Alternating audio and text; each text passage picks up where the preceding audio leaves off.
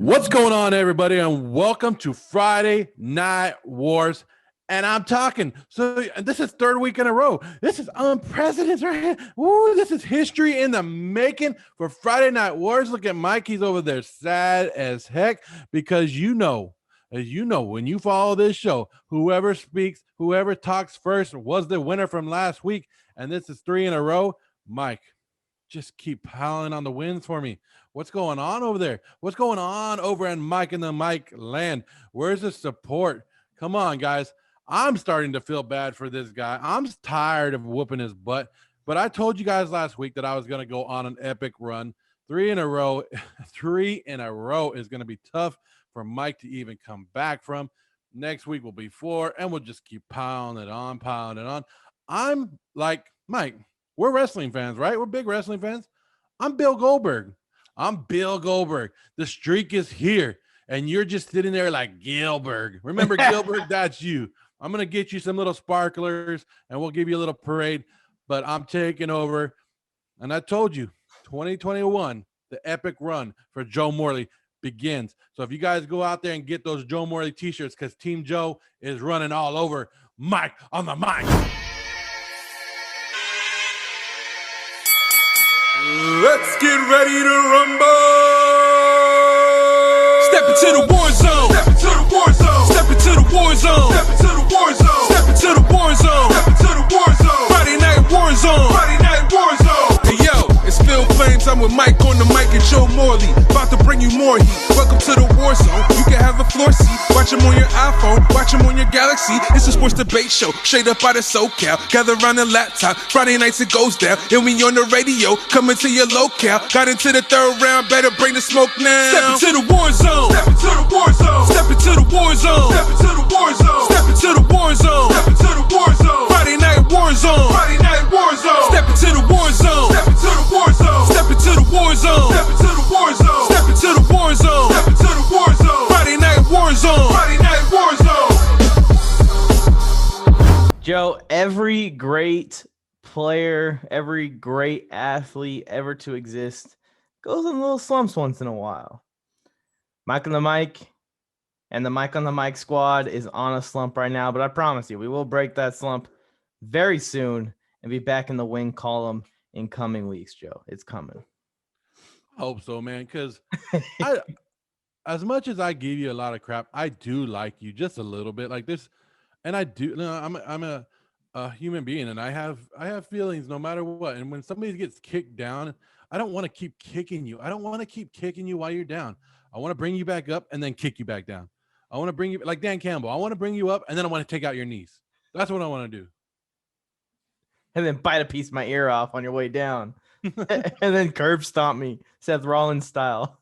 But right now, you're just laying there, useless, not moving, and it's just sad. So I want you to get that life back. I want you to start getting up, take that step up, and then bam! So I need to pile together a few wins, is what it sounds like. You need to do something because, I mean, I understand. People turn in. Look, we talked about this. People turn in for this. But, I mean, if the wins keep coming, even better. Even better. Look, I have no defense, Joe. I have no defense. I'm on a 3-game losing streak. I'm like the real-life Chargers over here on Friday Night Wars. I have no excuse, but I'm going to step it up starting this week. Let's go to war. Hey, before we go to war, I'm going to call out your TikTok followers, the 26,000 followers that follow you. Every time I go on your live, there's people like, oh, there's the GOAT himself. Or in your comments, does he comment back to me? This man, oh, I love Mike on the Mic. Oh, I love this. Where the hell are you guys at? Where are the TikTok followers that follow Mike on the Mic and believe that this guy is the next great thing? Because I'm proving it right here on Friday nights. And Mike, those TikTok followers, they might like you, but they don't like voting for you. So come on out, TikTok. Where you at? Come on, TikTok. Where are we at? Where are we at? This is going to go on the page now. It don't matter. They ain't going to do nothing about it. All you're going to do is show them that Joe Morley is the best in the Friday Night War. But let's go to war. Did the Stafford move improve the LA Rams? Question is, did the Rams get better with Matthew Stafford? And the answer is, of course they did. Now, I'm not going to sit here and just kill Jared Goff for a minute and 30 seconds, but Jared Goff, on a lot less pass attempts than the guys around him, was tied for 4th in the league in turnovers. When Jared Goff gets under pressure, he can't handle the pressure. He doesn't know what to do with the ball, and he just turns it over, whether it's a fumble, throws an awful pick, whatever it might be. Jared Goff had a way better set of weapons in that Rams offense than Matthew Stafford. Not that Matthew Stafford was too shabby. They just were injured. A lot of injuries in that offense and a lot of struggling going on as far as the offensive line play and everything like that. Matthew Stafford is going to step into Los Angeles and have the number 1 defense and maybe one of the best receiving cores in football, paired with one of the biggest rising stars as a running back in football. And the Rams O-line is always decent. The Rams O-line is always solid. So Matthew Stafford is going into a very good scenario, while Jared Goff is not so much going into a very good scenario. Are the Rams better with Matthew Stafford? Yes, because Matthew Stafford is a better quarterback than Jared Goff. In my opinion, Jared Goff's a bottom 10 quarterback in the NFL. And I'm going to go ahead and say it. That might be a hot take, and Joe might clip this and throw it on the Instagram page, but I truly believe it. I truly believe you're going to see the gap next year, not with Matthew Stafford in Los Angeles, because they're in a tough division. They're going to play a tough schedule. So they're still going to be an 11-12 win team, but more so what Jared Goff does in Detroit. I think that's a 5-4-3-2 win team with Jared Goff at the quarterback position. Mike, I like Matthew Stafford. I think it's crazy how many Matthew Stafford haters have come out after the trade to the Rams, right? It's crazy. I do, however, see this.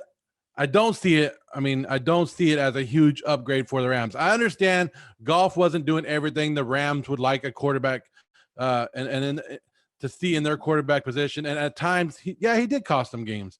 Goff actually does have a better career completion percentage than Stafford. Stafford also gets on average, per game, sacked more and throws more interceptions, but that could become from a longer career and a team that was around him, right? The worst, you would say the Lions were a little bit worse than the Rams.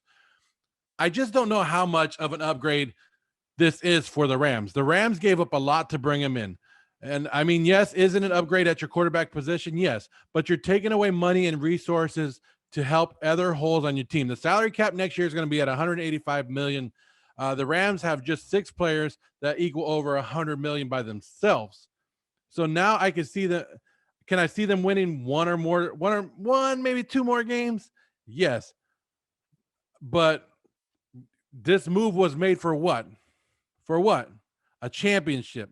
One of these rings made for a championship ring, a Super Bowl ring. So just bringing Matthew Stafford on, I don't see that happening. I don't see Matthew Stafford being so much better than Jared Goff that the Rams are now number 1 team. The number 1 team. They are a playoff team. They are a playoff team with potential of getting hot. But don't make them the odds-on favorite to go win the Super Bowl next year. Because this is out of reach still with Matthew Stafford or not. Well, I think before free agency, before the draft, before the entire offseason, really, the Rams are now probably the 3rd best team in the NFC. I think Green Bay is still a better team than Tampa, and then the Rams right now.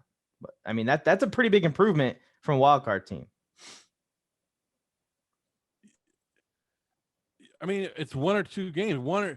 How many more plays a game is he going to make better? And that's what you got to hope. And then you got to hope that he stays healthy the whole season, which he's not like so injury prone. Maybe he's not going to take as many hits as he did in Detroit. But I don't know. I understand that he's going to add a little bit different to the offense, but what are you going to lose because of what you brought in to bring Matthew Stafford, or what you gave up to bring Matthew Stafford in? Yeah, and I hear you with that. And that's where I'm kind of like in between on this trade when everyone's talking about it. I still think the Lions won the trade. I do. I think they got way more than expected for Matthew Stafford. Maybe just the picks was expected. Maybe just the picks, maybe 2 first-round picks. But to get Jared Goff in the deal as well, even though I'm not a Jared Goff fan myself, he's still a young quarterback in the NFL with experience playing in the playoffs and experience playing in a Super Bowl. He could turn things around. He very likely could. mean, Anthony Lynn is offense coordinator. We'll see who their QB coach is and all that kind of stuff because he does have a lot of improvements to do to his game, and he's already kind of cashed out. So I don't really have too much hope or too much promise for Jared Goff in Detroit. But what they got from Matthew Stafford is way more than anyone expected. And that's why I truly believe that there was a bidding war going on between San Fran and Los Angeles that drove up Matthew Stafford's price to the roof like that. Well, yeah, I'm not going to sit here and hate on Jared Goff. I'm going to give Anthony Lynn the time to work with them. Deuce Staley's over there now in Detroit. So they're going to surround him with some good some good coaching. And I mean, we're old enough to remember Jared Goff with Jeff Fisher, and that wasn't good. So we know that Jared Goff could be a product of Sean McVay, but then we know that Jared Goff, he was a top pick, a number one pick for a reason. He's not, you don't just take a guy because, he can fit my system. They saw something at Cal that he could be an NFL player. Now, do I think that he will be? I think he's a good stopgap for the Lions. I'm not if he does become great, then he's their franchise quarterback. But I don't think they're expecting him to be the franchise quarterback in Detroit. So a little bit of pressure is off of him now going from LA to Detroit. Yeah, I mean, it's not really a good spot for him to land, but it's a good spot for him at this point in his career. Right now, he's a super overpaid quarterback who needs to prove his worth. Have a great offseason and go out and prove your worth next year. Even if you can be slightly above average with that Lions offense, you'll prove your worth there. You'll make it okay. That Matthew Stafford deal wasn't too bad. I still think the Lions won just because they didn't expect to get that much from Matthew Stafford. There's no way that they went into it thinking they were going to. I mean, the Rams paid the same amount that you would pay for a guy you're going to have for 15 years for Matthew Stafford. 2 first-round picks. What was it, a third-round pick, a conditional second-round pick, and Jared Goff for one player. That's what you pay for a franchise quarterback or a franchise wide receiver, something crazy. Matthew Stafford's going to have maybe 2 or 3 good years left in him. Well, that's what they said. The injuries are a concern. But I do think, because the prompt is, did the Rams improve? I think the Rams improved substantially. I do think that. I think that Matthew Stafford is a top 12, top 10 quarterback. I think Jared Goff is a bottom 10, bottom 12 quarterback. I think they just traded away one of the worst quarterbacks in the league for one of the better quarterbacks in the league. So that's a substantial improvement at the most important position in football right now. And the Rams offense is going to become way more dynamic. That threat to throw the ball deep had just increased by a lot. And like you said, the health concerns and all that are all issues as well when you look in this. And that's why I still think the Lions won the trade for what they got for him. But the Rams also improved. So the Rams are going all in, right? They're going all in. I think they're the third best team in the NFC right now, which makes them a contender to win the NFC Championship. Super Bowl or bust, baby. Super Bowl or bust for the LA Rams is what you're looking at. And like you said, they gave up a lot to bring in Matthew Stafford because they thought he was a franchise quarterback. They gave up the same amount to get Jared Goff that they gave up to get Matthew Stafford, and they thought Jared Goff was going to be the guy. So we'll see. Yeah. But it is what it is. Only time will tell. I think right now on paper the Lions won, but if the Rams win the Super Bowl, yeah, it's all worth it. I mean, Sean McVay and the management over there understands that it's risky for the biscuit in the NFL nowadays. I mean, look at who's playing in the Super Bowl right now.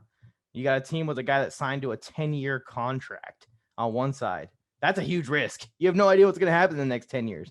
On the other side, you got Tom Brady and just a bunch of free agents that no one expected to ever be good again, that we thought all was done. And they just brought everyone in, brought everything together. Risk it for the biscuit is the business right now in the NFL. Sometimes it pays off. Sometimes you fall on your face, but the Rams are ready to risk it. And I like it. That's something that Green Bay has never done. And that's why I held them out of the Super Bowl for so long, because they're not willing to go out and put a Buccaneers offense around Aaron Rodgers. Imagine if they did, though. Like, it's definitely possible. Tom Brady's making $25 million a year, and he still has Mike Evans, Chris Godwin, Antonio Brown, Scotty Miller, Cameron Brate, Leonard Fournette, Ronald Jones in his offense, and a solid offensive line. So it's definitely possible, but you got to risk it for the biscuit. And the Rams are showing they're willing to do it. So I kind of like it. I like them. Let's go on to the next topic. Does Arenado make the Cardinals World Series contenders? So I know we're in the Super Bowl week. But this is a big deal in the Major League Baseball. This could change some of the landscaping in baseball. The Colorado Rockies basically gave up on their season this year, but they traded Nolan Arenado to the Cardinals. And so I love Nolan Arenado, and I might be very, very biased because of how much I like him. I think his bat and his defense is above average. And the argument could be made that he is a top 3 player in baseball this year, or right now. The St. Louis Cardinals in the last 20 seasons have 10 seasons out of the last 20 in which they won 90 games or more. Only 5 of those years in the last 20, they came in 3rd place or worse. So 15 years they've been relevant, right? They've been that team. So the last time the Cardinals added a great third baseman was Scott Rowland, and that worked out extremely well for him. Arenado, along with Paul Goldschmidt, who I met a couple years ago, if you put both of them together, would be everybody would be like, oh, that's scary, right? Both players have dropped just a little bit. Nothing major, but just a little bit. They've dropped just a little bit. I think the lineup isn't scary, but by any means, I don't think they're scary like that. But they're going to be good enough to put up enough runs to win games. The Cardinals were sitting as a playoff team before they made this deal. And I think adding Arenado makes them a playoff team. So like, I think they were a potential playoff team. Now they are a playoff team. And in the Major League Baseball, you've seen upsets in the playoffs. You see how teams get hot late in the season. Nolan Arenado will keep them in games with his glove and his bat. So yes, this does make them contenders. This makes them straight out contenders, but it will be tough. It will be tough for them to get past teams like the Dodgers, the Braves, and the Padres. Joe, the question is, how many wins does Nolan add to the Cardinals single-handedly just by adding him? 5? 7? I mean, I feel like that's a little bit of a stretch as well, shooting for 7, but let's say it is 7 just for this example. The Cardinals were 30-28 last season, barely above 500, still made the playoffs. And the COVID year might have helped them get into the playoffs with that. Add those 7 games to that 30-28 season. Does that make the Cardinals World Series favorites? I don't think so. And I'm still being generous by saying he's going to bring 7 wins to the team. It could be less than 7 wins because it is a shortened season. So you got less time to make that huge impact that we know he can make. They're going to make the playoffs, yes. But does he make up the gap from that barely above 500 team to the 43-17 World Series champion Dodgers? Does this one pickup bring the Cardinals above what the Atlanta Braves have going on or the San Diego Padres have going on? I don't think so quite yet. The Cardinals will be a playoff team again, and I agree with you with that. But the NL is just too good for one move like this to completely turn the tide for the St. Louis Cardinals. It's amazing how the Cardinals stay in the hunt every year, no matter what. But that's all they'll be this year, is in the hunt. I'm not saying they're going to be favorites. Mike, I think I'm going to give you this round. I think you get it because, yeah, the NL is so packed right now. The Padres have gone crazy this offseason trying to get, not get swept by the Dodgers again. The Dodgers are the Dodgers, and they have the best team. And you can admit that the Braves are an up-and-coming young team that look good. So those 3 teams alone, just to get over those 3 teams, yeah, one player probably is not going to make a difference. But once you get to the playoffs and your team is on fire, you've seen teams that aren't better that, we've seen the Dodgers fall when they're a greater team. We've seen it. Well, I mean, you're a Dodger fan. I'm a Dodger fan. Besides 2020, we've seen it. A little bit of cheating going on, but yeah, we've seen it. Well, yeah, I mean, we can go back to the Astros and talk about that all we want. But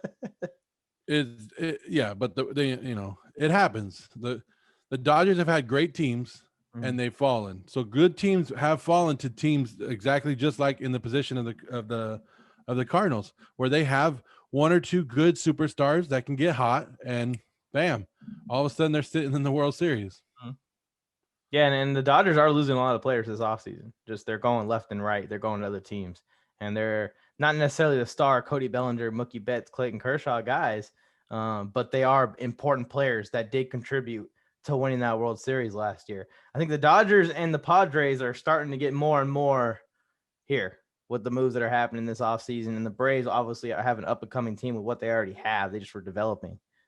So I just think it's tough for the Cardinals to get into that mix with just one move like this, but it's definitely one giant step in the right direction. Like you said, any team can get hot at the end of the season. I was really scared of the Padres last offseason. I'll be honest. I know the Dodgers swept them, but going into the postseason and what they did in that little shortened season, the Padres were hot. Yeah, the Padres are hot, and we got to see what they can do with the whole season. I mean, they did it as much as people say they did it in a short season, so we got to worry about that. I think the biggest thing about this trade, it just shows that the Rockies are giving up. The Rockies are done. They don't know what's gonna work in Colorado, and so they're basically redoing it. And they need to get rid of Trevor Story now. Trevor Story needs to be the next guy traded. I think that's more of the issue with this trade than is it helping the Cardinals out. It just shows that the Rockies are giving up. They realize they're the third best team, maybe not even the third best team in that division. I don't think they are. Is Arizona better than the Rockies this year, you think? No, I'm right now I'm going to put Arizona, the Rockies, and San Francisco all on the same level. Like San Francisco, they overplayed their talent last year. They were above their talent last year, but I'm not going to write them off. They did good. But yeah, I think you're just looking at the Dodgers and the Padres as too much to overcome, and you're just like, bye, we're not going to pay that contract. Yeah, I'm with you on that. All right, let's move on to the next and final round. You already know who won that round. You already know who won round one. I already won this week. I already broke the streak with the first two rounds. The next one's just for funsies. It's like the fourth quarter blowout, and now we're just kind of having fun here. It's the Pro Bowl. We don't really care too much anymore. We're going to go relax a little bit. Three in a row. 3 in a row, Mike. Well, it ends. It ends this week. Let's go on to the next time. What is your final Super Bowl prediction? Joe, I'm not backing down. I'm not scared that the Chiefs are losing no linemen because the offense of weapons are still phenomenal. All they got to do is find ways to get the ball out quicker now. They'll figure it out. We'll have running backs blocking in the backfield. We'll have short routes to Tyreek Hill, screen plays, draw plays to back the defensive line up a little bit to help Patrick Mahomes out later on in the game. Andy Reid's dealt with issues like this before. This isn't his first rodeo. I will back off just a little bit. My prediction for the Super Bowl this year was originally Chiefs 34, Buccaneers 21. Now I'm going to go to Chiefs 28, Buccaneers 24.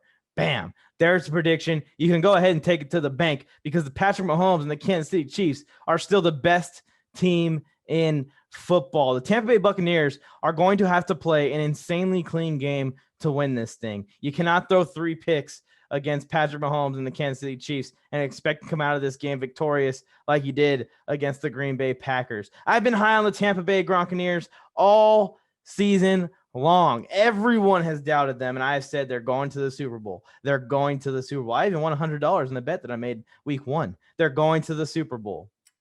But the key word was in my bet and in my takes, going to the Super Bowl. Not winning the Super Bowl. Kansas City's taking it. Look, Mike, the more and more I look at this matchup, and the more I'm leaning towards the Buccaneers. I know I hated pretty damn hard on the Buccaneers this year.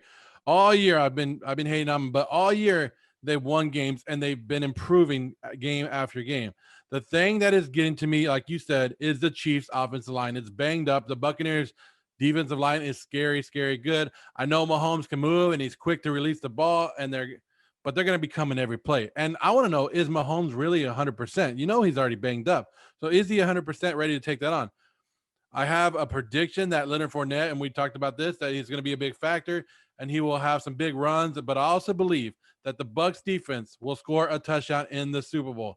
Not sure if it will be an interception or a fumble return, but I think the Buccaneers score a defensive touchdown, right? That's where it's coming.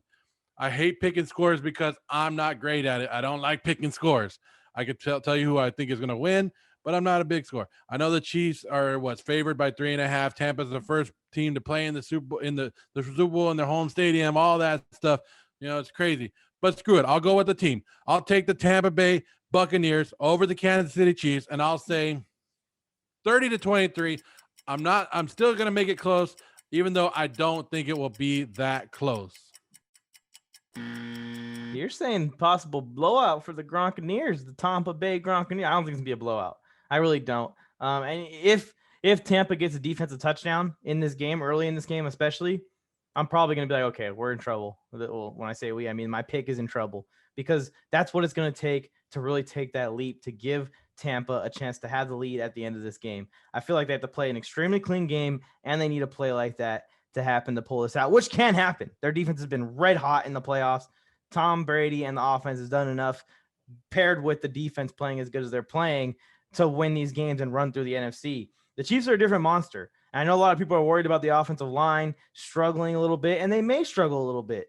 But this isn't a problem that Andy Reid hasn't dealt with before. He's dealt with injuries before. The dude's been in the league forever, since the dinosaur ages. He knows how to deal with getting the ball out quicker because you're dealing with injuries on your offensive line. And I think the Chiefs are going to figure it out. Will they be as electric as they always are? Maybe not, because you don't got time to stand there and wait for Tyreek Hill to run a corner post 30 yards down the field, and then Patrick Mahomes throw it behind his back and hit it, in the breadbasket. You don't have time to do all that, but you still have that talent. As long as you get an open space, it's going to work out. Travis Kelce and Tyreek Hill are going to have big games tomorrow. I wouldn't be surprised if they both had 7, 8, 9, 10 catches, which would be ridiculous. But they're going to feed those guys on these short routes and get them in space and let them go to work from there. And then later on in the game, once you bring the defense up to try and cover that, that's when you can start taking your chances. Get Patrick Mahomes on the boot. That's going to be another big weapon for them. Patrick Mahomes is one of the best quarterbacks I've ever seen on the run and on the boot, especially play action boots. So, they're going to have to use a lot of tricky stuff to give Patrick Mahomes just a little bit more time,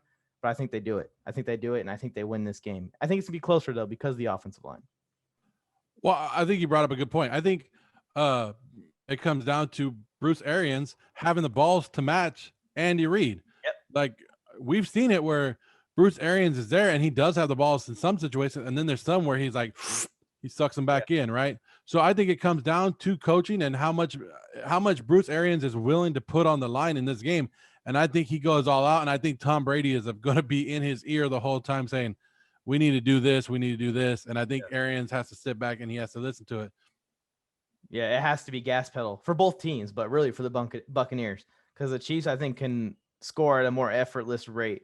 The Gronkaneers, I keep calling the Gronkaneers just because it's fun. The Buccaneers need to be on the gas pedal, full speed, defense and offense. Send a lot of pressure at Mahomes. Send a lot of problems for that offensive line to deal with. If you get burnt over the top, oh well. You know what I mean? You're just going to take your L. But to let him stand there and pick you apart, I'd rather, go balls to the wall like you're saying and come at him. You got two of the best blitzing linebackers in the game right now, and Devin White and Levante David. Paired with your D-line being amazing and paired with the Chiefs O-line being so banged up, they got to get after them. They got to get after them, and they got to be disciplined to make sure that they're not biting on play action and stuff like that, opening up Tyreek Hill and Travis Kelce. It's just a lot of steps. It's a lot of steps. It's like when we're talking about the call, and I don't mean to bring up random stuff. When we're talking about the call made by Matt LaFleur to go for the field goal instead of go for it on 4th down, you needed 2 steps. You need 8 yards and a 2-point conversion versus when you kick the field goal, you need 10 things to happen your way. And it's the same thing with the Tampa Bay Buccaneers this week. They need 10 things to happen their way, I think, to win this game, which is possible, but I'm not going to bet on it. But when you got Tom Brady, anything can happen. He can come out and throw 500 yards. You know what I mean? And he really, really sincerely could. And that would just put a knife right in my pick, a knife right in my heart, which I would be happy about it because I don't want to see Patrick Mahomes win a Super Bowl. Trust me, I'm a Chargers fan. I don't want, as much as it's cool to say the AFC West is the best division in football, well, at least the best division in the AFC. I don't want it to be at the hands of Patrick Mahomes winning a bunch of Super Bowls. I don't want it to be that way. I'm rooting for the Buccaneers. Realistically, think the Chiefs are winning. I don't want to see either one of them win a Super Bowl. I don't want to see Tom Brady or Patrick Mahomes, but I got to pick one, and I'm going to go with Tom Brady because I'd rather be on this side of history than watching Patrick Mahomes and the Chiefs go on another dynasty run. And like you said, we're from AFC West fans. I'm a Raider fan. You're a Charger fan. We don't want to see this crap. We don't want to see it. No, not at all. It's going to be a fun one, though. It's going to be a fun one. I think this is going to be one of the more electric Super Bowls that we've seen. We're going to see a lot of big plays. So, Mike, I think we had a great debate. We had 3 topics. You might be able to pull a win off this week. I don't know. Maybe your TikTok followers are going to say, oh, we love Mike, and Mike is the GOAT. But I still got the guys who know sports, everybody who's out there that actually know what's going on, and they're going to vote for me. All these good guys are out there going, Joe Morley, Team Joe, all the way. So we'll see what happens next week. But if you guys want to join the team, you guys want to be a part of Team Mike, which I doubt it, or Team Joe, which I'm sure you guys want to, or you just want to rep Friday Night Wars gear, check it out. I'll sing it for you. Mike might tell you it, but I like to sing it for you because it's catchy, right? FridayNightWars.com. Friday Night Wars fanaticssports.com is your place to go to get everything you need to be part of the team. One-stop shop. We got coffee mugs. We got stickers. We got phone cases, t-shirts, sweatshirts, Team Mike gear, Team Joe gear, and everything in between. Friday Night Wars gear and everything in between. Mike on the Mic gear, Joe Morley sports gear that's completely separate from Friday Night Wars. Everything is up on FridayNightWars.com, or as Joe would say, not going to sing. Almost got you, though. You were ready for it. You're at the edge of your seat. There you go. But like you said, if you guys go out and purchase our gear and you send us pictures of you repping our gear, we will put you on our social media. We'll put you everywhere out there because you deserve the respect and of going after us. But I know, go out there and get all that Team Joe stuff. Let Mike know, like, Mike, Joe's the man. Yeah, and we appreciate the support. Above all else, we appreciate the support. This show is meant to be a fun back and forth show with everyone involved in the comment section and between me and Joe on the show, and between the two followings that we have elsewhere. People that love Joe, people that love Mike. Bring everything together and let's have fun talking sports together and debating sports together. Excited for it, and I appreciate all the support. And that's right. And that, remember, you guys live this show. Also check out Welcome to the War Zone on Wednesday nights with our special guest that we bring in every new Wednesday night. So we got 2 shows coming at you guys weekly. Make sure you guys share this page, get it out there, let everybody know how great Mike and Joe on the Joe Morley are. I almost said my name wrong, right? I'm too busy about singing FridayNightWars.com. But yeah, go out there, spread the word about this, guys. Friday Night Wars is here to stay. One of the best entertaining. I hope we entertain you guys as much as we think we do. Maybe it's all in our head, but I entertain myself a lot in my head a lot too. So I know that I think I'm an entertaining guy. So I know you guys are out there thinking the same thing. I don't think you're that entertaining. All right, everyone. Drop a comment who won this battle. Best 2 out of 3 wins. We got to break the streak. MIKE. It's that easy. One more thank you. Thank you to RC Productions for the beat. Thank you to Phil Flame for the lines. Thank you to Complicated Kai for the intro video. Appreciate everything you guys have done for the show. And if this show explodes, you're exploding with it. Just letting you know right now. Always remember that you never know when you're talking sports or in a sports debate when you're gonna have to go to war.